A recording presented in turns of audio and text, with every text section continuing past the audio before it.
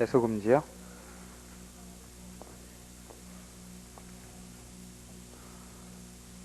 서설 그리고 나왔는데요. 취지만 보시면 돼요. 하나, 둘, 셋, 넷, 다섯째 줄에요. 소취하로 인하여, 거기 박스요. 법원의 종국 판결이 농락될 염려를 방지, 거기 박스요. 그러니까 1심에서 판결 내려줬더니 2심 가서 질 것 같으니까 소취했더라. 이런 거 농락하는 거예요. 종국 판결을 농락하는 거니까 그런 걸 방지하기 위해 제재적 조치로 본안에 관해 종국 판결이 있은 뒤에는 이미 취하한 소와 같은 소를 제기할 수 없도록 하였다. 260조 2항 그랬고요. 밑에 줄에요.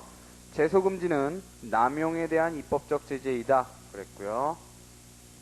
그 다음에 뭐 취하남용이냐 재소남용이냐 이거는 뭐 넘어가시면 되고요. 자, 거기 각주 1번에요. 종국 판결 선고 전에 소취하지만 그 뒤에 재소가 신의칙에 위반된다는 사례 이렇게 나왔죠. 그 96-1290 자료에서 보시면은요, 뭐 다른 게 아니라요. 재판조지에 전교조 가입을 이유로 해임된 사립학교 교사가 해고무효 확인의 전소를 제기했으나 헌재의 사립학교법 관계 조항에 대한 합헌 결정이 있자 스스로 전소를 취하하고 1심에서 취하한 거예요. 전교조에서 계속 활동하다가 정부의 구제 방침에 따라 전교조를 탈퇴하고 공립학교 교사로 신규 임명된 경우 공립학교 교사로 임명된 후로서 전소의 취하일로부터 2년 10개월이 지난 후에 다시 전소와 동일한 내용의 해고무효 확인의 후소를 제기하는 것은 신의칙에 반하여 허용될 수 없다 그랬어요. 그러니까 이거는 그냥 신의칙 위반의 뭐 금반원이라든가 아니면은 치료라든가 이런 것들을 봤다고 봐야겠죠. 그러니까 요거는 재소금지에 저촉돼서 된 게 아니라는 거예요. 그러니까 원래 여기 안 들어가도 되는 건데 맨 앞으로 가도 되는 건데 여기 써놓은 거예요. 자, 그 다음에 반가로 2는 필요 없고요. 독일법, 오스트리아법, 일본법 뭐 이런 얘기 나오고 있는데요. 필요 없고요. 자, 그 다음에요. 동일한 소. 그래서 이제 당사자 동일, 소속물 동일, 권리보호이익 동일, 그 다음에 본안에 대한 종국 판결 선고의 취하 이렇게 요건이 나오는 거예요. 자, 당사자 동일은요. 첫째 줄에, 둘째 줄에요. 전소의 원고 박스 치시고요. 그게 원칙이죠. 그 줄에 피고는 재소 제기에 제한을 받지 않는다 다음에 슬래시를 딱딱 크시고요. 그러니까 전수에서 피고였던 사람이 그 소를 다시 제기해도 뭐 그런 일은 거의 없겠지만요. 거기에 동일한 소송물 가지고 제기해도 제한 안 받는다라는 거고요. 그 다음에 이제 확장되는 게 나오죠. 전소 원고나 그의 변론 종결후의 일반 승계인 거기다 박스를 치시고요. 그 다음에 그거는 문제가 없는데 특정 승계인에게도 미치는가 거기다가 박스를 치시면요. 자, 먼저 포함설이 나오죠. 긍정설이 나와요. 일부 학설과 판례는 일반 승계인과 특정 승계인을 불문하고 모두 포함한다 그러고요. 자, 이시훈 선생님이 이제 부정설이 나오죠. 재소금지는 기판력처럼 법적 안정성을 위한 것이 아니므로 전소 취하를 알면서 승계했다는 등의 특단의 사정이 없는 한 특정 승계인에게는 미치지 않는다 그랬고요. 자, 그 포함설이 긍정설이 이제 안 나오는데요. 긍정설은 자료에 보시면 있어요. 자료에서요. 각주 5번에 해당하는 거죠. 각주 5번에요. 정동현, 강현중 이렇게 되는데 강현중 교수님 글을 보시면요. 재소금지 제한이 당사자가 법원의 종국 판결을 농락한 데 대한 제재라고 한다면 그 제재 대상을 원고 본인에 국한시킬 필요가 없다. 특정 승계인에 의한 재소의 길을 터놓은 것도 정당하지 않으므로 통설이 타당하다. 별로 논거는 없어요. 요 정도예요. 요 정도. 그죠? 그냥 제재 가지고 농락에 대한 제재 가지고 그냥 논거를 끌어들이시는데 설득력은 없죠? 그 다음에요. 거기 8.1465는 그러고 나오는 거 있죠? 특정 승계인도 포함된다고 하면서도 여기 판례 태도가 나오는 거예요. 한편으로는 그 사안에서 소유권을 양수한 특정 승계인에게 새로운 권리보호 이익 박스요. 여러분들이 이제 판례 입장을 쓰실 때는 이렇게 쓰셔야 돼요. 권리보호 이익이 생겼다 하여 결국은 특정 승계인에게 제소를 막지 아니하였음을 주의할 필요가 있다. 슬래시 딱딱 크시고요. 그 다음 공유자들이 제기한 소송에서 제1심 판결 선고 후 공유자 중 1인이 자기 지분을 다른 공유자에게 양도하고 소를 취하는 경우 그 양수인이 제소한 경우도 같은 취지 그랬어요. 자, 그래서 그게 8.1465하고 95-48599 판례하고요. 여기 자료를 보시면은요. 자, 먼저 8.1465는요. 민소법 소취한 자에는 변론 종결 후의 특정 승계인을 포함하나 동일한 소라 함은 권리보호 이익도 같아야 하므로 이건 토지의 전소유자가 피고를 상대로 한 전소와 본건소는 소송물인 권리관계는 동일하다 할지라도 위 전소의 취하 후에 이건 토지를 양수한 원고는 그 소유권을 침해하고 있는 피고에 대해 그 배제를 구할 새로운 권리보호 이익이 있다. 그랬어요. 따라서 동일한 소 아니다.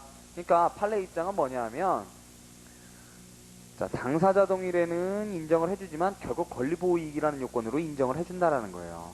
권리보호 이익이 다르다 그러면서. 당사자가 다르면 특정 승계 받았다고 한다면 대부분의 권리보호 이익이 다르겠죠. 그러니까 실질적으로는 부정하는 거나 마찬가지 결과를 취한다는 거예요. 그거를 판례 태도로 써주시고요. 특정 승계인이 나오면요. 그 다음에 볼 것이다 다음에 슬래시를 딱딱 끄시면요. 이번에는 선정 당사자 박스 치시고요. 선정자도 재소금지 효과를 받는다. 그러고요. 슬래시 딱딱 끄시고요. 이번에는 채권자 대의 소송을 한 채권자 박스 치시고요. 그주래요. 채무자가 대의 소송이 제기된 것을 안 이상 채무자는 재소금지의 효과를 받는다. 밑에 다수설 판례 박스요. 이에 대해 반대설 박스요. 있는데 특히 채권자 대의 소송은 소송 담당이 아니라는 전제하에 재소금지의 효력이 채무자에게 미치지 않는다. 이렇게 본다는 거고요. 각주를 보시면 호문혁 교수님, 송상현 교수님 이렇게 있죠. 자, 표를 보시죠. 각 2페이지 자료를 보시면은요. 거기는 뭐 판결의 효력 얘기가 나와 있고요. 자, 송상현 교수님은 이상하게요. 기판력에 있어서는 218조 3항에서 당연히 긍정을 하시면서도요. 여기서는 오히려 또 거꾸로 부정서를 취하세요. 재소에서는요. 뒷페이지 3페이지 넘어가시면 맨 위에 표요. 재소금지에 해당하는가 보면은, 자, 독립한 대의권설에서는 당연히 소송물도 다르고 당사자도 동일하지 않으니까 당연히 호 교수님은 부정설 취하시고요. 자, 법정소송 담당설에서도요. 송상현 교수님만은 기판력하고 취지가 다르니까 부정설로 가시는 거고요.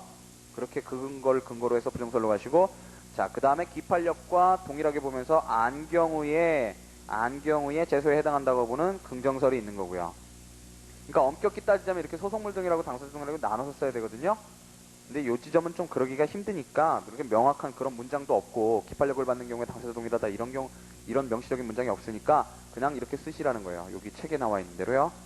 근데 파트는 당사자 동일이죠? 파트는 당사자 동일에 있어요. 파트는요, 원래. 그러니까 사실은 나눴어도 그거 문제는 없어요. 소송물 동일하고 당사자 동일하고 나눴어도 상관은 없어요, 원래. 자, 그 다음에요. 거기 학설 대립 주의하시고요. 그러니까 지금 논점이 전소 원고, 그 다음에 일반 승계인, 특정 승계인, 그 다음 선정 당사자, 그 다음에 대위 소송 후에 채무자, 이렇게 네 가지의 논점이 있는 거고요.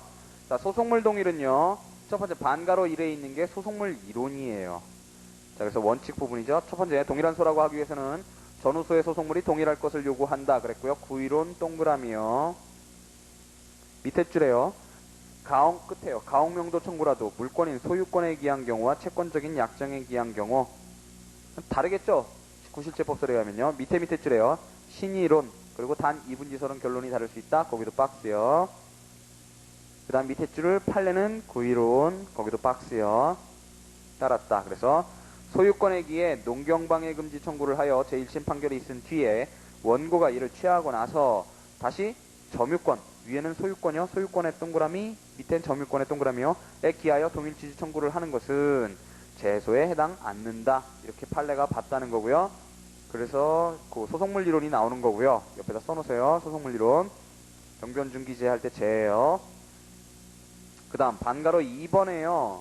반가로 2번에 끝에 세 줄 그러나부터 고기 세 줄만 빼고요. 나머지 부분 윗부분을 쭉 묶으면 그게 바로 선결관계예요. 전소 소송물 이퀄 후소 선결문제 이렇게 되는 거예요. 그 부분을 묶으면요. 기판력으로 따지면 선결관계에 해당하는 거라고요. 전소 소송물 이퀄 후소 선결문제 이렇게 되는 걸 지금 반가로 2번에서 전단해서 보는 거예요. 자, 문제가 되는 것은, 자, 문제 표시하시고요. 전소가 원본 채권, 후소가 이자 채권일 때와 같이 전소 소송물을 선결 문제로 하는 것일 때, 그러니까 원본이 있어야 이자도 있을 거 아니에요. 그죠? 그러니까 전소에서는 원본 채권 청구했었는데, 후소에서는 이자 채권 청구하는 경우란 말이죠. 자, 그때요. 때에 것까지가 문제 표시고요. 자, 학설 대립이 나오죠? 동일한 소라고 하는 설이 다수설 판례. 그렇고요. 각주를 보시면 김정강 교수님 있고요. 그까지가 긍정설이고요. 부정설은요. 소속물이 다르기 때문에 동일한 소속물이라고 보기가 어렵다. 거기가 부정설이고요.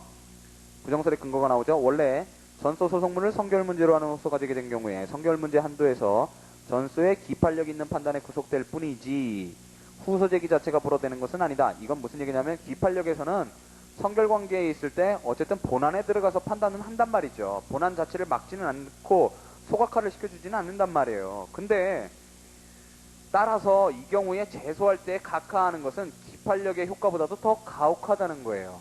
그게 부정설에 놓은 거고요. 자, 긍정설은요. 여러분 자료를 보시면은요. 그 전에요. 채권자 대의 소송에서 그 부정설 그 호문혁 교수님 견해 있어요. 거기. 그건 나중에 이제 댁에 돌아가셔서 보시고요. 그 다음에 그 성결관계 그리고 긍정설 나오는 부분 있죠. 그 부분. 475 각주사요. 자, 보세요. 강현준 교수님 뭐라고 쓰셨는지요. 자, 원본 채권의 이행을 청구하는 소에 종국 판결이 선고된 뒤 같은 소를 취하한 뒤에 이자 채권에 대한 이행을 청구하는 소를 제기하는 경우에는 이거는 이제 성결관계일 때죠. 비록 소송물이 별개라 하더라도 전소의 소송물이 제소의 소송물에 대한 성결적 법률 관계를 이루고 있으며 제소금지 제재를 하는 것이 정당하다. 그죠? 그러나 이자 채권의 이행을 청구하는 소에 대한 종국 판결이 선고된 뒤에 그 소를 취하고 다시 원본 채권의 이행을 청구하는 소를 제기하는 것은 전소가 제소의 성결적 법률 관계를 이루지 아니하므로 허용된다. 그랬어요. 그러니까 앞부분이요. 원본 채권 다음에 이자 채권 하는 경우 그게 지금 문제잖아요.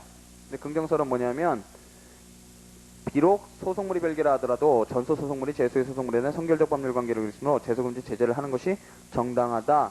그랬는데 용거 없죠? 용거 없어요.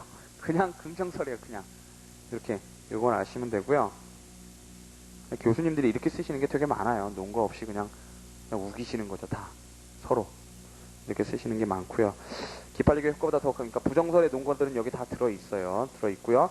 그 다음에 문제되는 게 이제 제가 아까 무시하시라고 했던 게 그 뒤에 나오는 거예요. 그 앞에 그러니까 슬래시를 딱딱 치시고요. 그런 앞에 전소의 소송물 속에 후소의 소송물이 포함된 때에는 제소금지의 효과를 받는다 할 것이다. 그랬고 각주 6번에 보시면 4290 민상 784 옛날 판례죠. 그 옆에다가요. 각주 6이라고 된 그 맨 위에요. 제소금지 효과를 받는다 할 것이다. 다음에 뭐라고 쓰시냐면요. 자격농지 원인 토지인도 청구 후 자격농지 원인 토지인도 청구 후 경작권 확인 청구.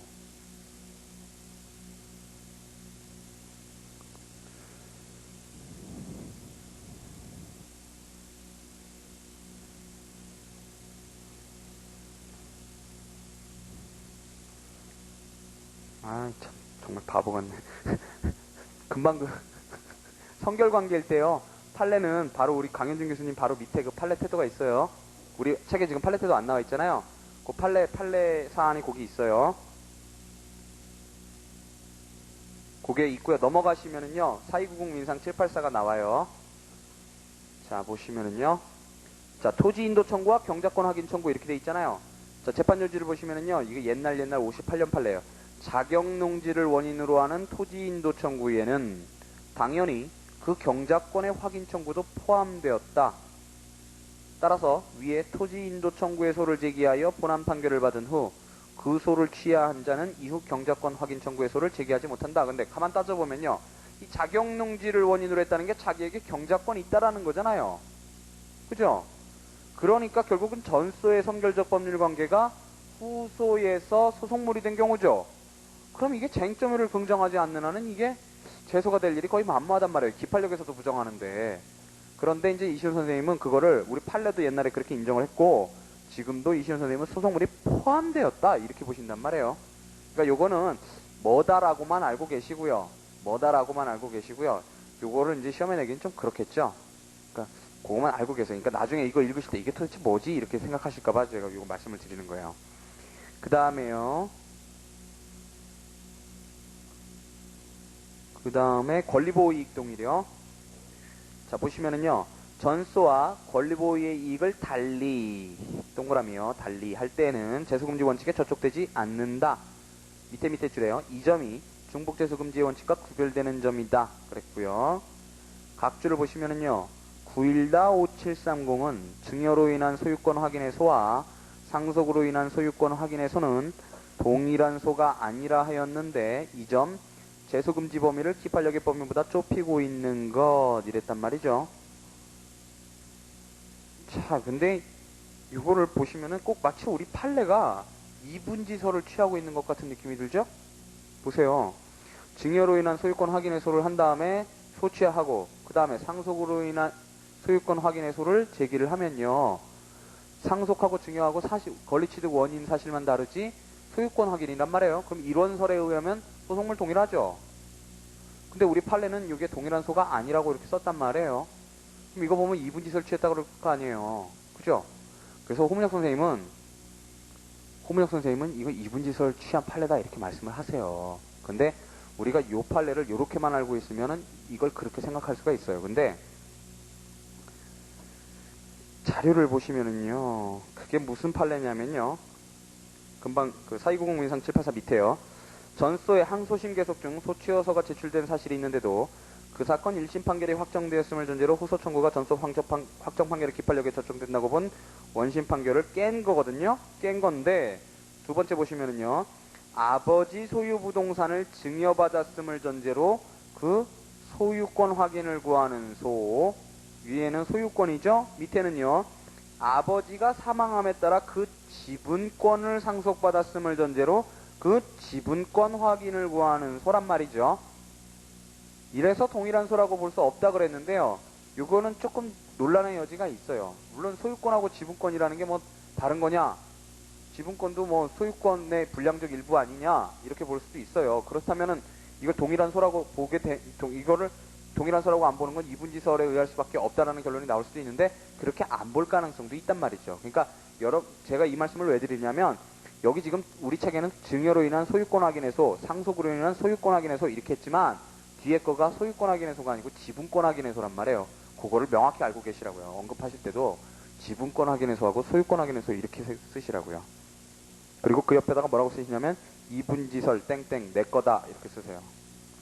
이분지설은 내 견에 취한 거다 이렇게 본다고요. 그 판례를 가지고요. 호문혁 선생님은요. 각주 7번 옆에다가 그걸 써놓으시고요.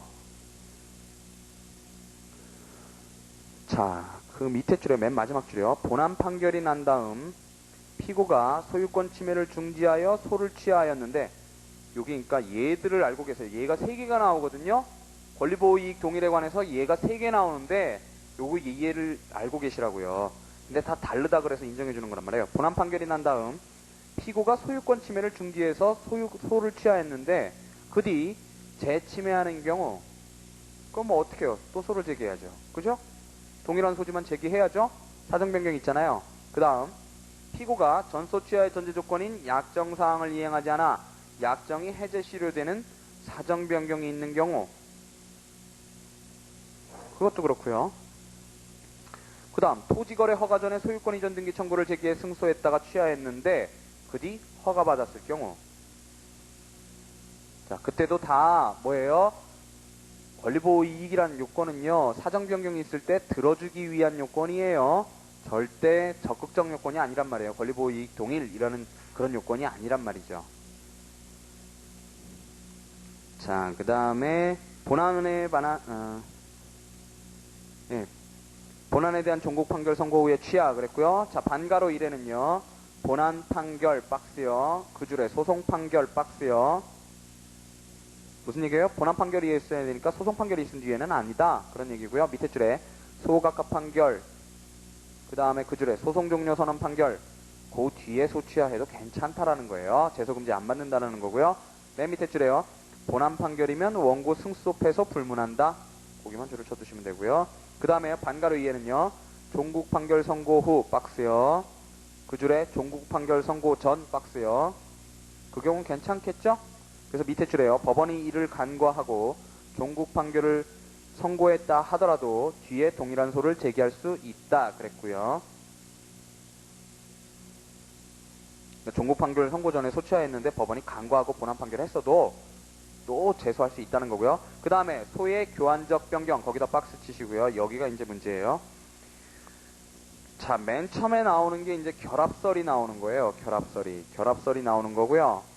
각 주에 이제 우리 홍문혁 교수님 견해가 나오는 거예요. 자, 반가로 3번을 보시면은요, 소의 교환적 변경 그래놓고 구청구의 취하 박스요. 가 되며, 따라서 항소심에서 이 형태의 변경은 본안에 대한 제1심 종국 판결 선고 후에 구청구 취하가 된다. 그 뒤 재변경에 의해 다시 본래 구청구를 되살리면 일찍이 취하했던 구청구를 다시 제기하는 거니까 제소금지 효과 때문에 부적법해진다. 현재 판례 통설 동그라미요. 판례 통설 동그라미. 그 옆에다가 뭐라고 쓰시냐면요, 페이지 584 쓰시고요. 그 밑에다가 결합설대 고유의 소변경설 그걸 써놓으시고요. 결합설대 고유의 소변경설 써놓으시고요. 고유의 소변경설은 쭉 내리셔서 각주 팔로 연결해주세요. 제소금지는 현실로 취하했다가 현실로 제소한 경우에 한정하고 교환적 변경의 경우에는 적용해서는 안 된다. 요거 이제 맨 끝에 문장만 홍문혁 선생님 맨 끝에 문장만 표시해 놓으신 거예요. 근데 좀 이따가 보시고요.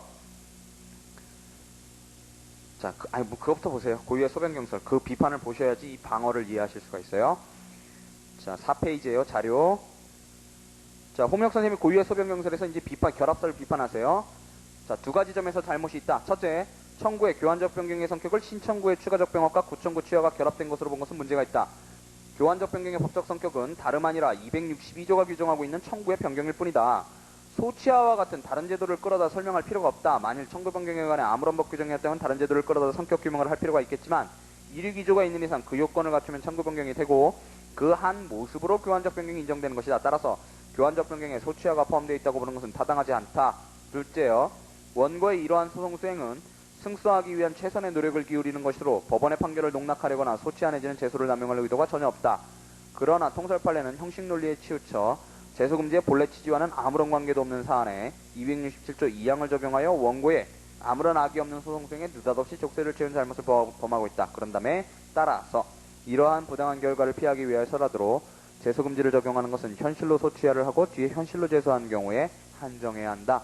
이게 홍문혁 선생님 견해예요. 이것도 되게 중요하고요. 자, 그래서 이제 이시훈 선생님이 결합설의 입장에서 이제 방어를 시작하시는 거예요. 이 비판이 있기 때문에 방어를 시작하시는데 밑에서 셋째 줄에요. 생각한데 항소심에서 소의 잘못 변경으로 불이의 타격을 받지 않도록 우선 항소심에서의 소변경 박스요. 자, 첫 번째 방어는요. 항소심의 소변경의 경우에 그 형태가 교환적인지 추가적인지는 반드시 성명사항 박스요. 일단 성명하면 될 거 아니냐. 그러면은 교환적 변경이라 그러면 의사 따라가면 될 거 아니냐. 이렇게 보는 거예요. 첫 번째 할 것이며 이때 구청구를 취한다는 뜻의 교환적인 것으로 원고가 명시하지 아니하면 박스요. 교환적이 아닌 추가적 변경 박스요. 으로 볼 것이다. 그랬고요.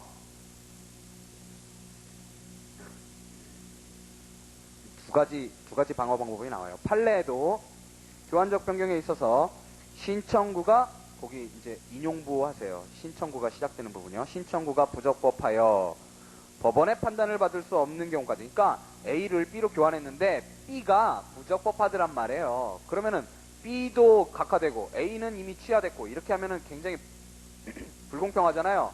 그러니까 B가 부적법해서 법원의 판단을 받을 수 없는 경우, 그런 경우에는 구청구 A가 취하되는 교환적 변경이라 볼 수 없다. 이렇게 했다는 거예요.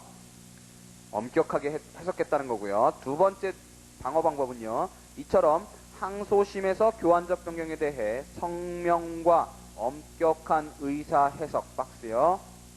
성명과 엄격한 의사 해석에 의해 예상 밖의 결과는 해결될 수 있다. 그랬고요. 밑에 줄에 중간에요.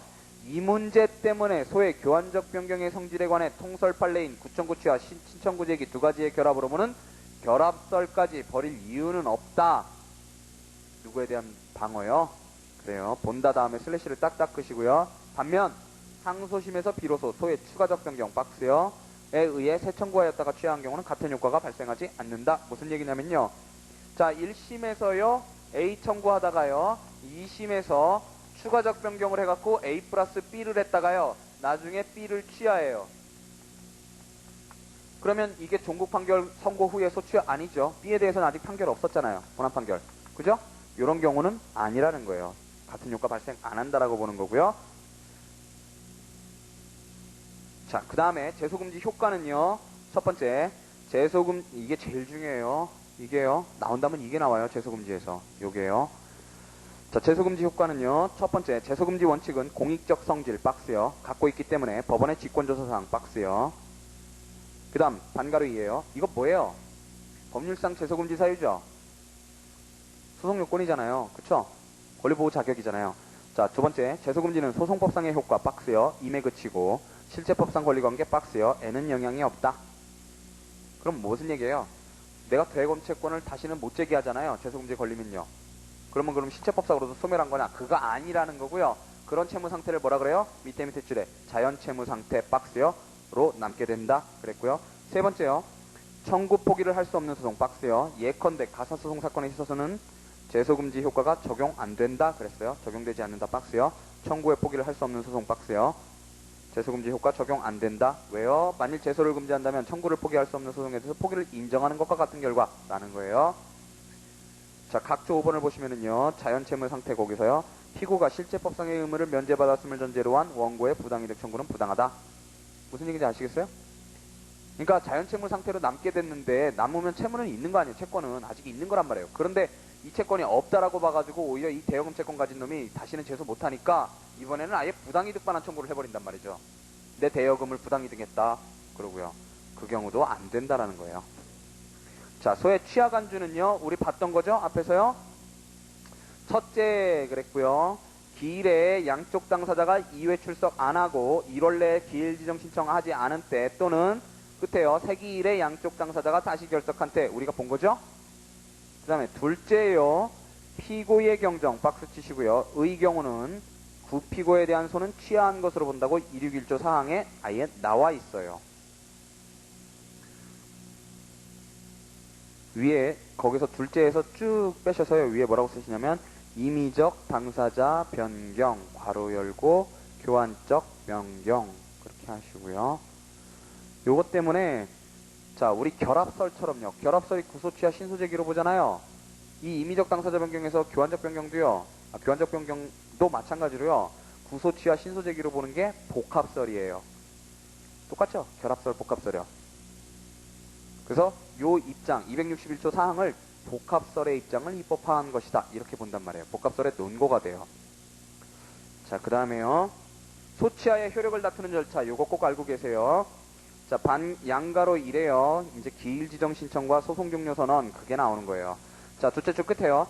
소취하의 부존재나 무효임을 다투는 당사자는 별도의 소로서 소취하의 무효 확인 청구 박스요. 소취하 무효 확인 청구를 할 수는 없어요. 각주를 보시면요. 다만 소취하의 성립 여부 또는 효력에 관한 다툼이 다른 소송의 성결 문제로 되었을 때는 그 소송에서 이를 판단할 수 없다 그랬고요. 자, 소취하의 부존재나 무효임을 다투는 당사자가 소취하 무효 확인 청구를 할 수 없다는 얘기는 뭐 때문에 그러냐면 구금 장 때문에 그런 거예요. 장 때문에. 보다 간편한 절차가 있을 때 다른 절차 버리지 말라라는 거예요. 그렇죠? 그래서 원래 절차 갖고 기일 지정 신청해서 들어가면 되지 뭐하러 딴 절차 벌리냐는 거예요. 그래서 소취하 무효 확인 청구를 할 수 없어요. 요거 주의하세요. 당해 소송에서 기일 지정 신청 박스요. 을 해야 한다. 규칙 67조 1항 동그라미요. 슬래시 딱딱 끄시고요. 그때 어떻게 하느냐. 기일 지정 신청 있으면 밑에 줄에요. 변론을 열어. 그 줄 끝에요. 소취하가 유효 동그라미요. 하다고 인정되면 종공 판결로서 소송 종료 선언 박스요. 소송 종료 선언을 해야 한다. 그 줄 끝에요. 소취하가 무효 동그라미요. 라는 것이 판명되면 밑에 줄에요. 속행 할 것이고 계속 진행 이렇게 나와 있잖아요. 속행 할 것이고 중간 판결이나 종공 판결 이유 속에서 판단 표시해야 한다. 규칙 67조 3항 동그라미요. 자, 그리고서 조금 특이한 게 나오는데요. 무슨 얘기냐면 양가로 2번 보세요. 종국 판결 선고 후에 상소 기록을 상급심으로 보내기 전에 소를 취하한 경우에 취하의 무효를 다투며 기일 지정 신청을 했을 때 어느 법원에서 어떻게 심판할 것인가 이게 문제예요. 언제요? 종국 판결 이미 선고했고요. 하지만 상소 기록이 상급심으로는 아직 안 올라갔어요. 근데 그때 경우를 나누어서 규정하고 있는데요. 첫 번째, 모두가 상소한 경우 그때는요, 당연히 상소법원에서 하고요. 그 다음에 그 밖의 경우에는요, 원심 판결 법원이 해요. 기일 지정 신청했을 때요. 그러니까 판결 선고 있고 상소를 제기했다가 누군가가, 그러니까 원고가 소취하를 한단 말이죠. 소취하했다가 나중에 그 소취하가 무효라고 주장하면서 기일 지정 신청을 한단 말이에요.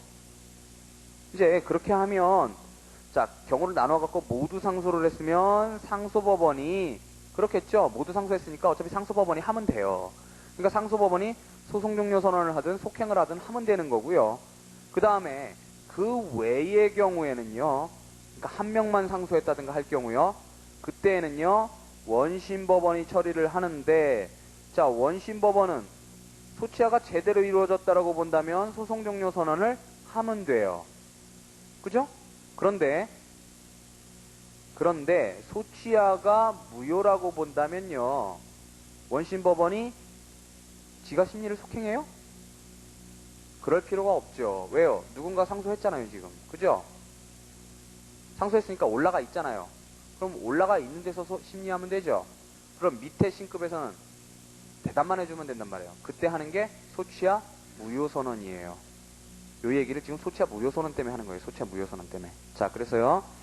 자, 그 밑에 보시면요. 기일지정 신청에 대해서 모두가 상소한 경우에 상소법원은 위에서 본 바 통상의 기일지정 신청이 있는 경우처럼 처리하면 된다. 즉, 소송 종료 선언을 하든지 속행을 하면 되는데, 그러나 이해 원심 판결 법원은 그 신청이 이유가 없으면 소송 종료 선언, 이유 있으면 소취하 무효 선언. 요거 때문에 하는 거예요. 요거 때문에 소취하 무효 선언.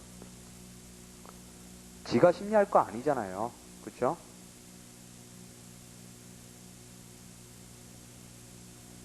왜요? 1심에서는 지금 종국 판결 선고했잖아요. 그 후에 소취하한 거잖아요, 지금. 그러니까 1심에서 심리할 일은 없단 말이에요. 그러니까 소취하 무효 선언 요거를 알고 계시라고요. 그 다음에요, 이제 청구 포기 일락이 나와요. 자, 개념은요, 첫째 줄부터 넷째 줄까지요. 청구의 포기라 함은 변론 또는 변론준비기일 박스요. 에서 원고 동그라미요. 자기의 소송상 청구가 이유 없음을 자인하는 법원에 대한 일방적 의사표시 박스요. 이며 청구의 일락 동그라미 이라 함은 피고 동그라미요. 원고의 소송상 청구가 이유 있음을 자인하는 똑같이 법원에 대한 일방적 의사표시 박스요. 이다. 어쨌든 포기든 일락이든 법원에 대한 일방적 의사표시죠. 당사자만 다를 뿐이에요. 그게 개념이고요. 자, 구별이 이제 양가로 1회부터 쭉 나오는데요. 이거 뭐 외우려고 생각하지 마시고 그냥 이해를 하시면 돼요. 자, 양가로 1에서는요. 이제 실체법상 권리 포기하고 다른 점인데요. 첫째 줄에 당해 소송의 변론에서 법원에 대하여 하는 거란 말이죠. 그래서 밑에 줄에요. 소송 외에서 상대방 당사자나 제3자에 대해 밑에 줄에요. 실체법상의 권리의 포기, 채무의 승인. 백박스요. 실체법상의 권리 포기, 채무의 승인. 요거하고 지금 구별하는 거예요. 하나는 소송 변론에서 법원에 대해 하는 거고, 하나는 소송 외에서 상대방 당사자나 제3자에 대해 한 거다. 그 정도고요. 양가로 2번에는요. 소송상의 청구에 대한 박스요. 직접적이고 무조건의 박스요. 불리한 진술 그랬어요. 소송상의 청구에 대한 그게 반가로 1의 문제고요. 직접적이고 무조건 그게 반가로 2의 문제예요. 자, 그래서 반가로 1의 자백과의 구별이 나온단 말이죠. 자, 청구 포기 일락은 소송상 청구 자체에 대해서 처분하는 거죠. 근데 자백은 그런 게 아니잖아요. 하나의 사실상 주장에 대해서 처분하는 거죠. 그런 점에서 차이는 거예요. 대상이 차이 있다는 거죠. 첫째 줄에 청구 포기 일락의 대상 동그라미요. 은 소송상 청구 그랬고요. 밑에 줄에 개개의 사실의 주장이나 성결적 권리관계를 대상으로 하는 자백이나 권리자백과는 다르다 그랬고요. 자, 보세요. 자백은요. 대상이 개개의 사실 주장이죠. 그리고 그 효과는요. 사실인정권이 배제가 돼요. 그렇죠? 사실인정권이 배제가 되고, 그리고 원고 주장 사실 자체가 주장 자체로 이유 없으면 자백이 있다고 하더라도 청구기간 나갔죠. 그 다음에 판결은 해야 돼요. 그쵸? 그런데 청구 포기 같은 경우는요, 포기 일락 같은 경우는요, 우선 소송물이 대상이고요. 효과는요, 법원의 사실인정권뿐만이 아니라 법률 판단권까지도 배제가 된단 말이죠. 그 청구가 맞는지 틀린지 판단할 필요가 없단 말이에요. 포기하면 포기하는 거고 일락하면 끝난단 말이죠. 그러면 법률 판단권도 배제되기 때문에 주장 자체로 원고 청구가 이유 없는 경우에도요, 피고가 일락을 하면 효과를 발생해요. 그게 자백할 때하고 다른 점이에요. 뒤에 또 나오는데요. 우선요, 그 작은 글씨 셋째 줄에요. 자백이나 권리 자백이 있어도 법원은 청구의 당부에 대해 판결하여야 하지만 자백 간주되는 경우는 무변론 판결 이렇게 했고요. 청구 일락의 경우에는 청구의 당부에 대한 법원의 판결이 전면적으로 배제 그랬고요. 점이에요. 청구가 법률상 주장 자체로 보아 이유 없을 때 박스를 빵 쳐버리시고요. 피고가 전부 자백한 경우라도 청구 기각 판결 나간단 말이에요. 하지만 일락의 경우에는 그렇지 않으며 받아들여야 한다. 이유는 밑에 줄에 자백의 경우는 법원의 사실 판단권만 배제했지만요. 밑에 일락의 경우는요. 법원의 사실 판단권뿐만이 아니라 법률 판단권까지 모두 배제되기 때문이라는 거예요. 주장 자체로 보아 이유 없는 경우요. 유리성이 없는 경우죠. 유리성이. 그걸 주의하시고요. 자, 그 다음에 아까 직접적이고 무조건에 불리한 진술이어야 된다 그랬는데, 자, 반가로 2에 일부 포기 일락 이렇게 나오지만요. 이거는 일부에 관한 문제라기보다는 조건부 유보부 인락의 가부에 관한 문제예요. 전체적으로 보면 조건다는 거예요. 조건부 유보부 인락의 가부. 그래서요. 자, 청구 포기 일락은 무조건 동그라미 이어야 한다. 밑에 줄에요. 가분적 청구의 일부 포기는 물론 일부 일락은 허용되지만, 보세요. 거기서부터요. 청구는 인정하지만 반대채권과 상계한다. 내지는요. 반대급부의 이행 제공이 없으면 이행할 수 없다. 내지는요. 채무는 인정하지만 아직 기한이 도래 안 했다. 요런 주장을 하면은요. 조건부 또는 유보부 일락이라는 거고요. 박스 치시고요. 조건부 또는 유보부 일락이요. 그 예로 세 가지가 나왔어요. 청구는 인정하지만 반대채권과 상계한다. 반대급부의 이행 제공이 없으면 이행 안 하겠다. 채무는 인정하지만 기한이 도래하지 않았다. 요런 거는요. 조건부 또는 유보부 인락은 소송법상의 효과가 발생하는 인락이라고 보지 않는다. 그리고요. 또 네 번째 예가 나오죠. 소송 요건의 흠으로 부적법하나 청구만은 인정하겠다. 요런 거요. 네 가지 예가 나와요. 요거는 허용 안 돼요. 요런 인락은 무효예요. 직접적이고 무조건의 진술이어야 된다 그랬단 말이에요. 자, 그 다음에 작은 글씨는 무시하시고요. 양가로 3번에는요. 중간에 소송상 화해, 그거하고 구별이 나오는 거예요. 박스 치시고요. 밑에 줄에요. 한쪽 당사자만이 전면적 양보를 하는 단독행위. 포기 일락은 그렇죠? 한쪽 당사자만 전면적 양보를 하는 단독행위고요. 밑에 줄에요. 화해는요. 양쪽 당사자가 상호 양보, 끝에요. 합의라는 거죠. 한쪽만 양보하는 단독행위냐, 상호 양보하는 합의냐, 그게 다른 점이라고요. 그 다음에 아까 우리도 소취하에서도 나왔었는데요. 청구 포기와 소취하의 구별 나오죠. 이번에 이제 소취하의 구별이에요. 둘째 줄에요. 전자는, 청구 포기는요. 소송상 청구에 대한 불이익한 진술 그랬고요. 밑에 후자는 단순한 심판 신청의 철회 그랬고요. 반가로 이래요. 소송은 처음부터 계속되지 않은 것 그랬고요. 소취하겠죠? 밑에 줄에요. 원고 패소의 확정 판결과 동일한 효력. 이거 포기겠죠? 그러니까 청구의 포기나 소취하나 둘 다 원고가 하는 거잖아요. 그래서 구별하는 거란 말이에요. 자, 반가로 이번에는요. 제소가 금지. 소취하겠죠? 그 다음에는요. 청구 포기 있을 때는요. 481페이지 맨 첫 줄 끝에요. 기판력. 그랬단 말이죠. 확정 판결과 동일한 효력이있으니까 효과상에도 차이가 있고요. 그 다음 반가로 3에는요. 피고 그 줄 중간에요. 동의. 소취하에는 동의 요구하죠. 하지만 밑에 줄에요. 상대방 승낙이 필요 없다. 포기는 필요 없다는 거고요. 승낙. 그 다음 4번에요. 직권탐지주의에 의한 소송 절차. 소취하는 허용되지만 포기는 허용 안 된다라는 거고요. 자, 이제 법적 성질이 나오는데요. 법적 성질에요. 여러분들 이거 뭐 청구 포기일라 법적 성질을 쓰실 일도 거의 없겠지만요. 쓰실 일이 있다고 하더라도 사법행위설 양성설은 무시하시고 그냥 소송행위라고 쓰시면 돼요. 사법행위설이라고 보는 견해도 없고 양성설이라고 보는 견해도 없고요. 다 소송행위로 보는 게 통설 판례예요. 자, 우선 사법행위설은요. 실체법상 권리 포기 채무 승인으로 보는 거예요. 청구 포기는 실체법상 권리 포기로, 청구 일락은 채무의 승인으로 이렇게 보는 거고요. 양성설은요. 직접 소송상의 효과를 목적으로 한다는 점에서 소송행위, 밑에 줄에 실체법상 처분한 것과 같은 결과를 발생시키기 때문에 사법상의 법률행위와 같은 작용, 겸유 그랬어요. 양성설 뭐예요? 한 가지 행위인데, 하나의 행위인데 두 가지 성질, 이게 양성설이잖아요. 병종설은 두 개의 행위가 병존하는 거고요. 그쵸? 양성설은 지금 겸유한다는 거예요. 소송행위라는 성질과 사법상의 법률행위, 그러니까 사법행위가 겸유한다는 거고요. 자, 소송행위설, 이게 통설 판례인데요. 법원에 대한 일방적 소송행위, 거기다가 줄 치시면 되고요. 밑에 의사표시냐 관념의 표시냐 이거 필요 없고요. 자, 그 다음에 이제 그 실익이 나오는 거예요. 의사하자, 이게 문제예요. 의사하자. 첫째 줄에요. 첫째 줄부터 둘째 줄까지가 문제제기예요. 그 앞에 실익 동그라미 치시고요. 문제 표시하시고요. 청구의 포기 일락에 사법상의 취소 무효 사유 등의 하자, 강행법규 위반, 선량한 풍속 위반, 착오나 하자 있는 의사표시 등가 있는 때에 그 효과에 어떠한 영향을 받느냐, 여기까지가 문제고요. 그 밑에 줄에요. 사법행위설과 양성설 박스 치시고요. 사법행위설과 양성설은요. 청구 포기 일락은 무효다. 소송 종료 효과가 발생하지 않는다. 당사자는 종전소송의 기일 지정 신청을 할 수 있다. 이렇게 되는 거예요. 논리가요.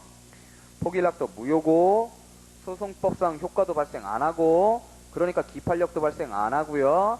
그래서 종전소송 절차가 종료되지 않았기 때문에 절차 열어달라고 기일 지정 신청을 할 수 있다라고 보는 게 사법행위설하고 양성설이라는 거고요. 밑에 줄에요. 소송행위설 박스 치시고요. 소송행위설은요. 사법상의 하자가 있어도 포기 일락의 효력에는 아무런 영향이 없으며 그 줄 끝에요. 준재심의 속 박스 치시고요. 에 의해서만 그 하자를 다툴 수 있다. 밑에 줄에요. 우리의 통설 동그라미 소송행위설이고 판례 동그라미 역시 일찍부터 관념의 표시에 불과한 소송행위라고 보고 있다. 그랬고요. 그 줄에 461조는 청구의 포기 일락 조서의 효력의 취소는 준재심에 의하여 하도록 규정함으로써 입법적으로 소송행위설을 따랐다. 그랬고요. 그 밑에는 필요 없고요. 자, 뭐 학설에 따라서 이게 그 취소 무효 사유 있을 때 어떻게 다투느냐 이게 차이가 났지만 이거는 그야말로 그냥 이론적인 문제고요. 우리 통설 판례 자체가 소송행위설을 취하고 있기 때문에 결국은 포기 일락의 경우는 기일 지정 신청으로 다툴 수는 없고 준재심에 의해서만 다툴 수 있다는 게 그게 통설 판례예요. 단 당연무효 사유가 없는 한. 자, 넘어가시면은요. 자, 요건이 나오는데요. 첫 번째 당이 나오죠. 당이 나와요. 당. 그 다음 두 번째가 소고요. 자, 근데 당부터 보시면은요. 당대 능필형 다 있어요. 자, 첫째 줄에 당사자 능력 박스요. 소송 능력 박스요. 밑에 줄에 대리인에 의하는 경우는 특별수권 박스요. 그 다음에요. 필수적 공동소송 전원이 해라 그런 거고요. 이건 나중에 필수적 공동소송 보시면 돼요. 밑에 줄에 독립당사자 참가 그것도 같이 나오고요. 필수적 공동소송 이거 왜냐하면 독당참도 합의락정 소송이란 말이죠. 그래서 같이 나오는 거고요. 그 다음에 밑에 줄 끝에요. 형사상 처벌할 행위 박스요. 그 다음에 추가되는 게 그 줄 끝에요. 상대방과 담합하여 행하는 청구 포기 일락은 무효이다. 그랬어요. 어쨌든 당대 능필형 다 나오죠? 당대 능필형 다 나오고요. 그 다음에 소송물에 관한 요건은요. 그게 소죠. 소 중에 양가로 1 옆에 나오는 게 변이에요. 양가로 1이 변이고요. 변론주의 절차만 되느냐 변이고요. 그 다음에 양가로 2에 있는 게 강이에요. 강. 변소 강조 중에 강이고요. 양가로 3에 있는 게 소예요. 소송요건 흠결이 있는 경우요. 그 다음에 4에 시기화 방식의 양가로 1 그게 시고요. 그 다음에 넘어가시면 양가로 2가 나오는데 그게 방이에요. 물론 동의는 필요 없고요. 그래서 당소, 시, 방 이렇게 나오고요.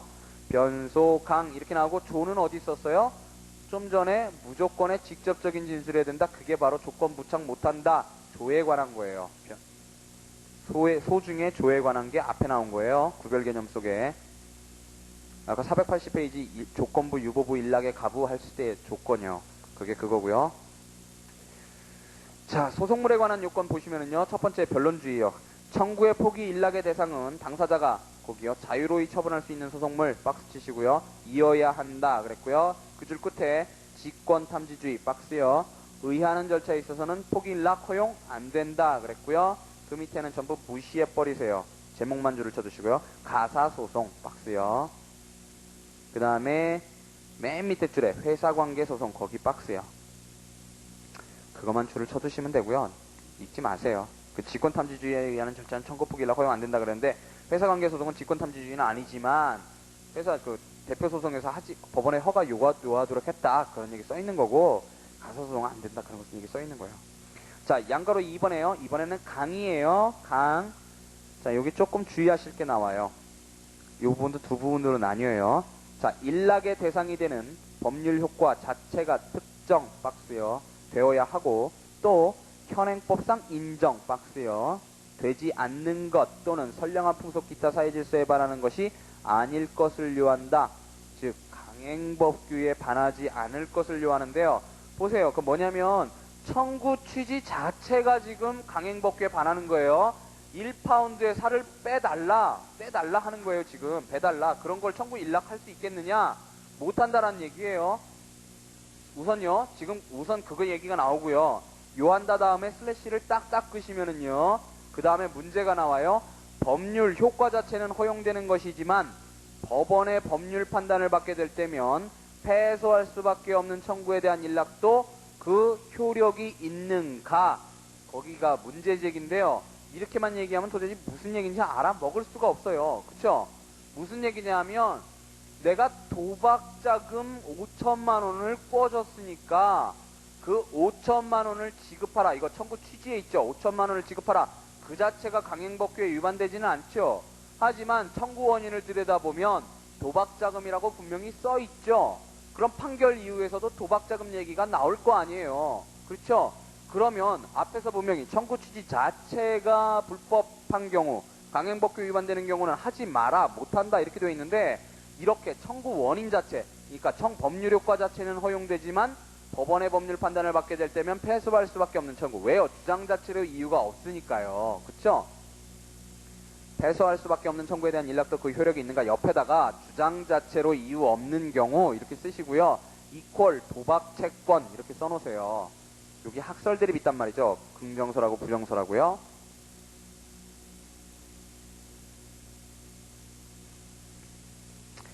자, 반대설이 있으나 그랬죠. 반대설이 있으나 부정설이란 얘기죠. 부정설이 다수설이에요. 각주 2번을 보시면 정강호 이렇게 나오고요. 부정할 것은 아니다. 거기 긍정설이 먼저 나오죠. 왜냐하면 소송상 청구가 이유 있느냐 여부에 대한 법원의 법률 판단권 배제 박스 치시고요. 가 청구 일락의 취지 그랬어요. 우리 좀 전에 주장 자체로 이유 없는 경우에 앞에서 봤었죠. 구별 개념 하면서요. 그러니까 이거는 이시은 선생님의 긍정설을 기본으로 해서 써진 거예요. 지금 주장 자체로 이유 없는 경우에도 법원의 법률 판단권이 배제가 되기 때문에 일락의 경우는 전부 받아들여야 한다. 우리가 480페이지에서 봤단 말이죠. 그거는 여기서 지금 견해 대립이 나오는 거예요. 긍정설의 입장에서 쓰신 거고요. 사실은 부정설이 다수설이란 말이죠. 청구 일락의 취지이며 그랬고요. 그게 첫 번째 논 거고요. 두 번째 논 거는 밑에 줄 끝에요. 제3자의 지위에 영향을 줄 염려가 없기 때문이다. 그랬고요. 따라서 원고의 주장 자체로 보아 이유 없는 청구라도 일락의 대상이며 법원이 일락의 효력을 부인하고 청구 기각 판결을 해서는 안 된다. 거기까지가 긍정설이고요. 그 다음에 판례 동그라미요. 판례도요. 소재지 관사의 증명이 없더라도 농지 이전 등기 청구의 일락 조서는 무효가 아니다. 그랬어요. 그래서 역시 긍정설이라는 거고요. 자, 부정설의 논거가 없죠? 4페이지 맨 끝에요. 자료요. 도박채권의 청구 일락 부정설 그랬죠? 도박채권의 경우와 같이 청구 자체는 적법해도 그 원인이 되는 행위가 위법일 때 일락이 허용되는지 여부에 관하여 긍정설이 있으나 이를 부정하는 것이 일반적이다. 긍정설은 일락의 효력이 당사자 간에만 미치므로 이러한 것을 허용해도 제3자에게 영향을 줄 염려가 없다는 점을 근거로 들지만 제3자에게 영향을 미치는지 여부와는 관계없이 이러한 내용의 일락은 사회소송의 수단으로 악용될 우려, 그랬어요. 사회소송의 수단으로 악용될 우려가 있기 때문에 허용 안 하는 게 타당하다. 그러므로 이러한 내용의 일락의 진술이 있어도 법원은 이를 받아들여 조서를 작성해서는 안 된다. 이게 긍정설이에요. 논거 한 가지죠. 사회소송의 수단으로 악용될 우려, 그랬어요. 자, 그 다음에 이제 소송 요건에 흠이 있는 경우에 청구의 포기 일락이 허용되느냐, 거기가 문제고요. 자, 거기 학설 대립이 나오는데 뒤에 건 무시를 하시고요. 앞에 통설만 하시면 돼요. 청구 포기 일락은 본안의 확정 판결과 동일한 효력을 가지므로 소송 요건에 구비되지 않으면 청구 포기 일락에 불구하고 법원은 소각화해야 한다. 그랬어요. 소송 요건 흠결 있으면 청구 포기 일락 못한다. 그런 얘기예요. 자, 그 다음에 강현준 교수님 견해가 나오는데 그냥 참고만 하시고 무시를 하세요.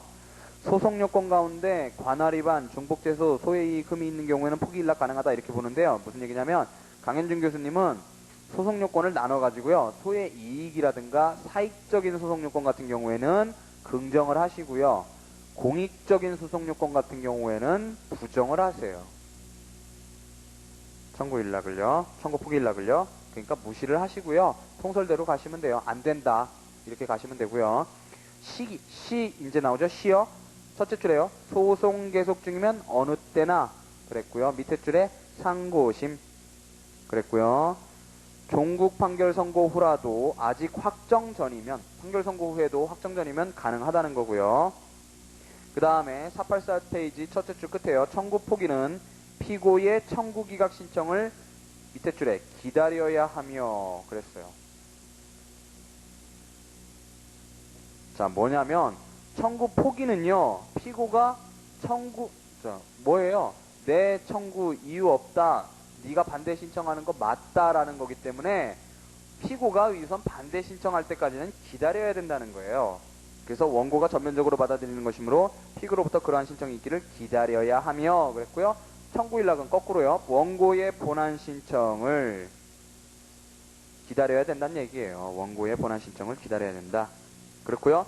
이번엔 방이요. 양가로 이번에 방은요. 청구 포기나 일락의 의사표명은 당해 소송에 길 동그라미요. 출석하여 말 동그라미요. 로 하는 것이 원칙이고요. 동그라미요. 원칙. 자, 반가로 이래요. 변론기일 뿐만 아니라 변론준비기일에서도 할 수 있는데 자, 그거는요. 법원에 대한 일방적 진술 박스요. 이기 때문에 결석해도 무방하다. 상대방이요. 그 다음 밑에 줄에요. 일락간주 박스요. 는 있을 수 없고요. 그 다음에 밑에 줄에 원고의 승낙 박스요. 요하지 아니하며 일방적 법원에 대한 일방적 의사 표시잖아요. 그죠? 청구 포기 일락은 법원에 대한 표시라 그랬어요. 그러니까 원고의 승낙을 요하지 않고 원고가 거절한다고 해도 무효가 되지 않는다. 그랬고요. 그 다음에 반가로 이번에는요. 서면이 나오는 거예요. 서면.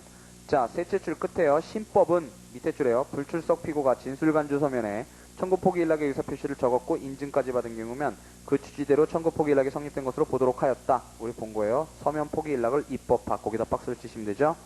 서면 포기 일락. 원칙은 기일 출석해서 말로 하는 게 원칙인데 예외적으로 서면 포기 일락이 인정된다. 그런 거고요. 그게 방이에요. 그 다음 효과는요. 첫째 줄 끝에요. 요건구비 여부를 우선 조사하고요. 요건구비를 조사하고요. 그 줄 중간에요. 무효 동그라미요. 무효라고 판단되면 당연히 그 줄 끝에 심리 속행하고요. 밑에 줄에 유효 동그라미요. 한 것으로 인정되면요. 밑에 줄에 조서에 그 진술을 기재하면 되죠. 그 다음에 그 중간에는 잊지 마시고요. 485페이지요. 첫 패러그래프 맨 끝에요. 조서가 성립되면 포기조서는 청구기각, 일락조서는 청구인용의 확정 판결과 동일한 효력이 있다. 그랬고요. 자, 효과를 보시면은요. 첫 번째 소송 종료 효가 나오고요. 소송 끝나죠? 당연히 소송 끝나고요. 그 다음에 기판력, 집행력, 형성력 문제가 있고요. 그 다음에 하자를 다투는 방법이 있고요. 그 다음에 해제가 가능할 것인가? 요게 문제가 돼요. 해제가 가능할 것인가? 자, 보시면은요. 소송 종료효는요. 당연히 종료되고요. 둘째 줄에 간과 한채 심리가 속행된 때에는 아까 어떻게 하라 그랬어요? 밑에 줄에요. 판결로서 소송 종료 선언해야 한다 그랬고요. 밑에 소송 비용하고 변호사 보수는 무시하시고요. 간과 한채 심리가 속행된 때는 판결로서 소송 종료 선언을 해야 된다 그랬고요. 기판력, 집행력, 형성력 그랬는데요. 아까 확정 판결과 동일한 효력이 있다 그랬죠? 둘째 줄에요. 판결에 있어서와 같은 당연무효 사유가 없는 한 기판력 박스요. 이 생긴다. 통설 판례 그랬고요. 그 줄 끝에요. 만약에 이행 청구에 관한 것이면 집행력 박스요. 형성 청구에 관한 것이면 형성력 박스요. 을 낳는다 그랬고요. 그러니까 이혼 청구에 대해서 청구를 일락하면 이혼한다는 거예요. 이혼된다는 거고 그게 대여금 채권을 지급 청구한 거에 대해서 일락이 되면 집행력까지 생긴다는 거고요. 자, 밑에 줄에요. 그 한도 내에서 전심의 판결은 당연시효 된다 그랬는데 상소심에서요. 상소심에서 있으면 전심 판결은 당연시효 이랬고요. 자, 하자를 다투는 방법은요. 첫 번째, 조서 작성 전 박스 치시고요.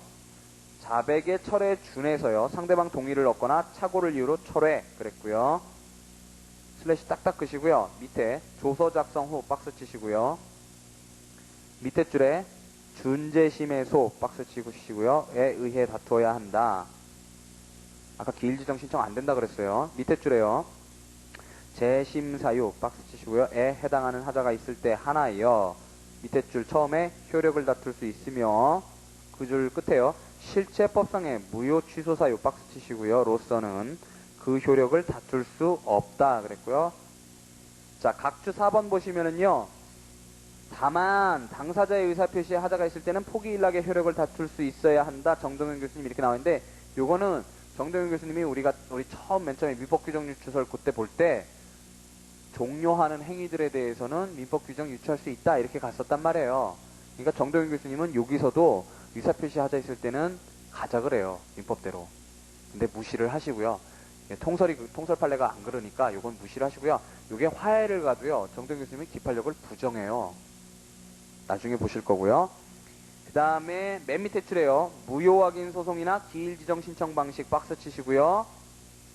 무효 확인 소송이나 기일 지정 신청 방식으로 당해 소송의 속행을 구하는 것도 허용 안 돼요. 즉 뭐로서만요? 준재심으로서만 다투라는 거예요. 왜요? 확정 판결과 동일한 효력이 있기 때문에요.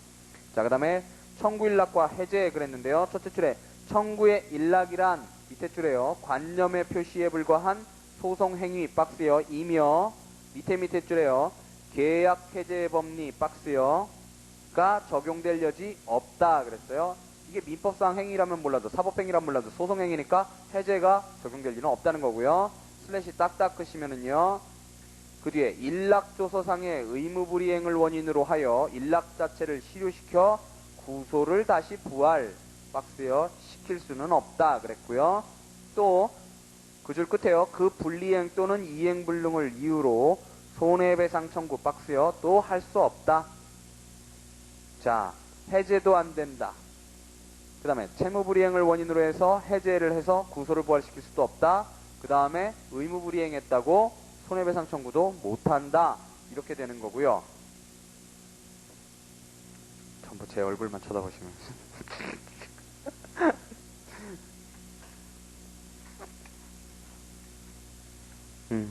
예. 오늘은 여기까지 하고요. 너무너무 힘드시죠?